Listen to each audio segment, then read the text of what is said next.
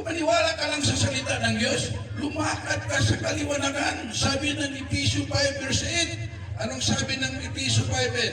Sapagkat noong panahon kayo'y kadiliman, datapwat ngayon kayo'y kaliwanagan sa Panginoon. Magsilakad kayo gaya ng mga anak ng kaliwanagan. Mga kapatid, maniwala ka lang sa salita ng Diyos, manampalataya ka lang sa salita ng Diyos.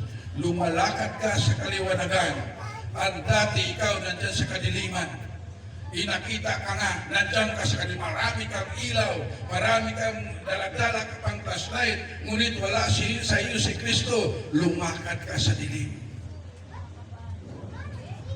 Ngunit ay tinanggap mo si Kristo.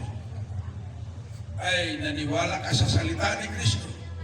Ngayon ay anak ikaw ng kaliwanagan. Liwanag.